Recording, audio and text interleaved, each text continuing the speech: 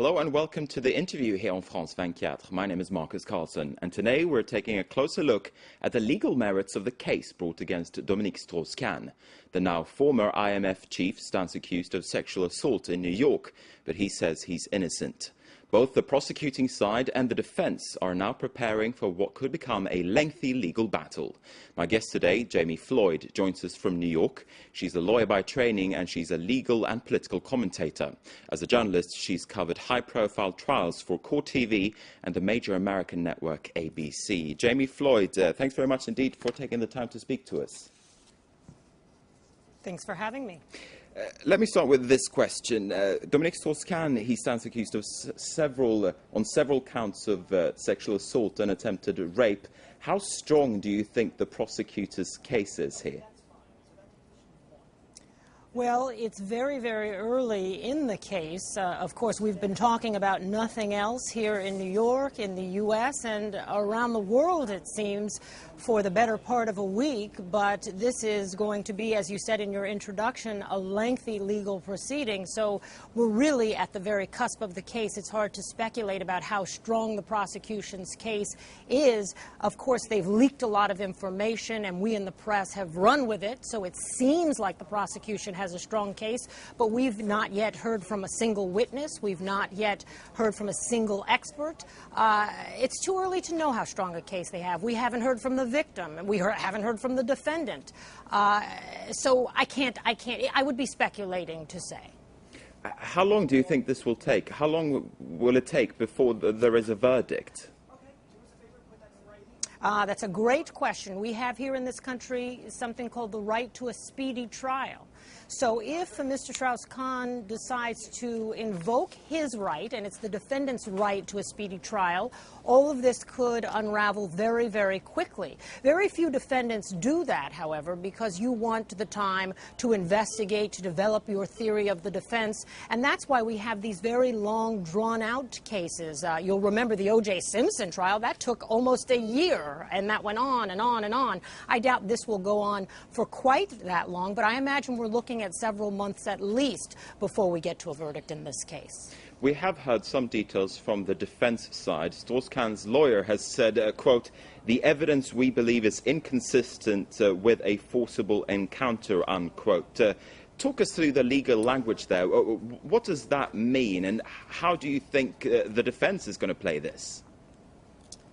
Well, it's interesting that you say we've had some details from the defense. If you look at the coverage thus far, most of the details, and it's almost always the case in every highly publicized criminal charge that's placed by any prosecution in any case, most of the details come from where? They come from law enforcement, and they come therefore from the prosecution side of the case. And then the defense responds, and that's what's happened here. The defense is responding in court to what the prosecution has put forward. So as you say, Mr. Brafman has made a statement in court that he doesn't think the forensic evidence is consistent with forcible encounter. That was the quote. And then the prosecution and really the victim's lawyer responded to that, and the press ran with what they think, what we think, I have to say we because I'm a member of the press, is the defense theory of the case, that this was consensual. Now, that is certainly one possible defense, that there was a consensual sexual encounter, but it's not the only possible defense here. There are many possible strategies, and Mr. Brafman did not lay out a strategy. So I think, again, we in the media are engaging in a lot of speculation, and we need to wait. We need to, calmer heads must prevail in these kinds of very explosive cases. So we need to keep an open mind here. The defense statement doesn't necessarily mean that they're going to argue consensual sex.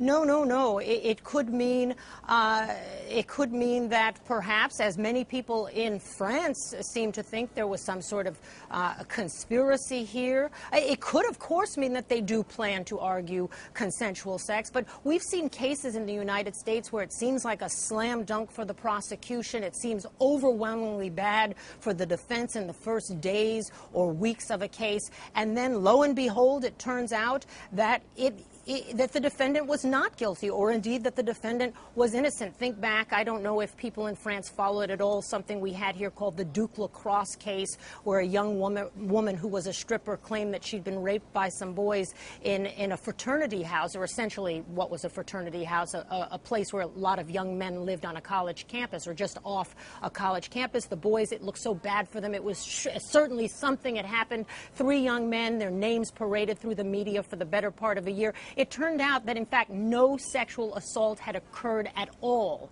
And the boys were doomed in the beginning. So we often jump to conclusions, not just in the press, but in the public, and it turns out that the facts are very different indeed.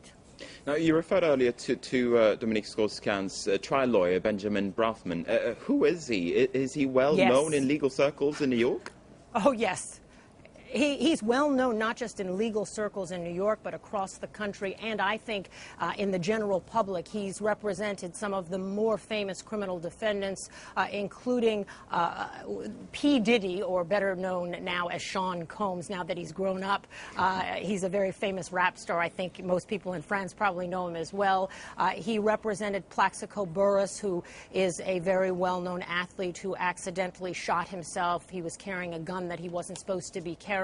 He represented Michael Jackson in one of his earlier legal encounters, and many other people, too many to name, in fact. And he's represented a lot of people who aren't so famous very, very successfully all the way to verdict.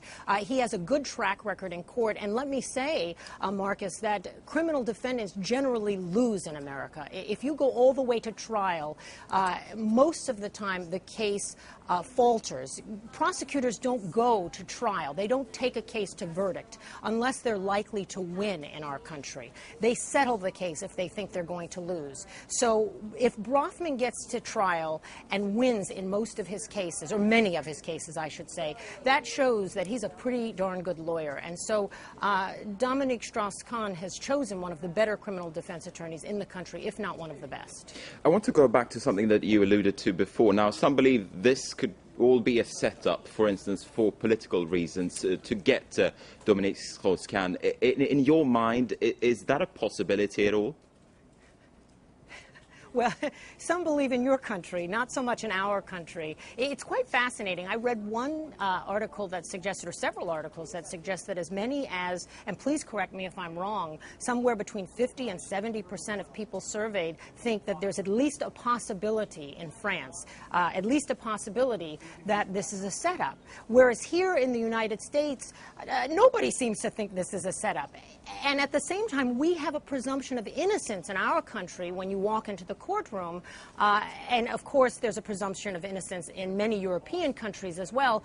But in our country, even though we have that written into our laws, you're supposed to presume innocence, most people come into a courtroom with a presumption of guilt that has to be disimbued. They have to be talked out of it by defense attorneys, even though we all are taught in school that you're supposed to presume innocence. If you ask most people here what they think about Dominique Strauss-Kahn after about a week of coverage, they will tell you that they think he's probably guilty.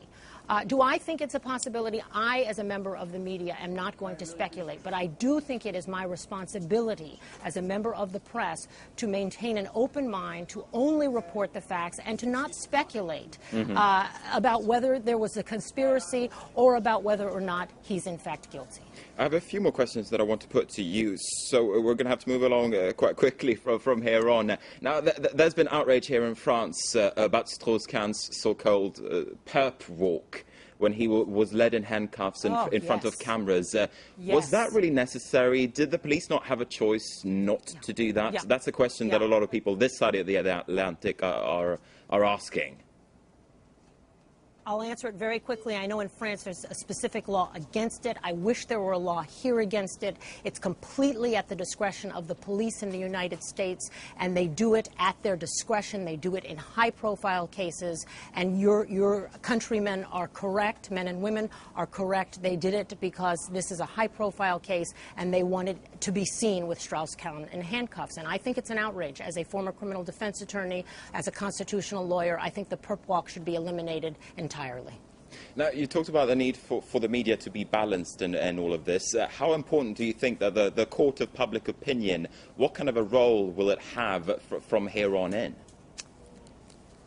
Well, we have a tremendous problem, and we always have in this country, with prejudicial pretrial publicity, especially in celebrity cases, but even in cases where there is no celebrity. Sometimes they take on a life of their own. But I also think we have an incredibly fair system of justice. Somehow, once those jurors get in the box, they manage to filter out, I think because of great lawyers like Ben Brafman and good judges, a lot of that pretrial publicity. The reason it matters is because jurors are reading the papers, they're watching the television.